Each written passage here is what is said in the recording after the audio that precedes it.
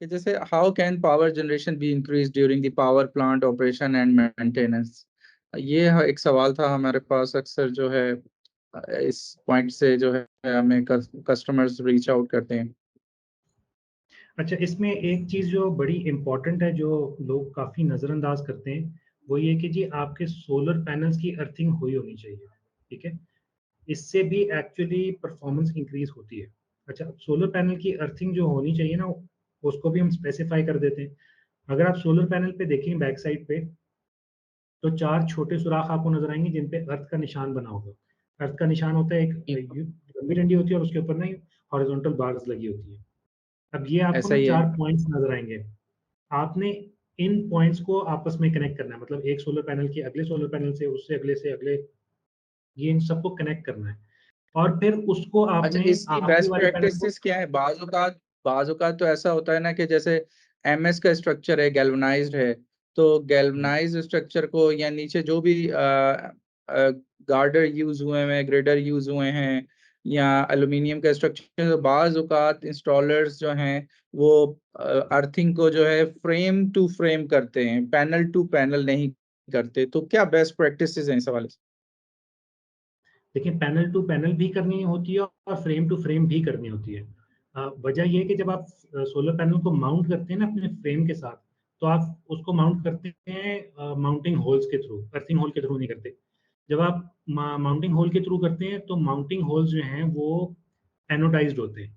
मतलब इसके ऊपर एक एंटी कोरोसिव प्रोटेक्शन भी चली होती है। मतलब खाली एल्यूमीनियम के ऊपर हमने इसके ऊपर आसरा नहीं किया होता, हमने इसके ऊपर एक एनोडाइजेशन लेयर की होती है। जब आप उस बिल्कुल माउंटिंग ऐसा। होल का इस्तेमाल कर रहे हैं ना कि जी मैं समझ रहा हूँ कि जिससे अर्थिंग होगी, तो वो एनोडाइजेशन लेयर जो है ना बेसिकली एक रेजिस्टेंस क्रिएट करती है जिसकी वजह से अर्थिंग इफेक्टिव नहीं होती। ठीक है? इस वजह से ओके। हमने स्पेसिफिकली अर्थिंग होल्स दिए हुए हैं कि आप उन अर्थिंग होल्स पे पैनल टू पैनल जंपर लगाएँ और आखिरी पैनल से आप अपने स्ट्रक्चर की जो अर्थिंग है उस तक कनेक्ट करें और उसको फिर आप नीचे अपनी अर्थिंग पॉइंट तक लेकर जाएँ, ताकि आपके सोलर पैनल प्रॉपर्ली अर्थ हो जाए। ये करना बहुत ज़रूरी है क्योंकि परफेक्ट। ये जब डीसी टू एसी कन्वर्जन हो रही होती है ना, तो इसमें इलेक्ट्रिकल नॉइज़ क्रिएट होती है और वो का चांसेस होते हैं कि वो आपकी नेटवर्क में भी आ जाएगी और उसकी वजह से सोलर पैनल की परफॉर्मेंस थोड़ी-सी हैम्पर होती है। इस वजह से इसकी अर्थिंग बड़ी ज़रूरी है, ठीक है? एक तो ये वजह होगी। दूसरा ये होता है कि आपने सोलर पैनल देखिए, सोलर पैनल काम करता है रोशनी पे, गर्मी पे नहीं काम करता, रोशनी पे काम करता है। अगर गर्मी होती है, सोलर पैनल की परफॉर्मेंस खराब होती है। तो सोलर पैनल बिल्कुल अपने ऐसे आप ही। को जो ठंडा करता है, वो हवा के फ्लो से करता है।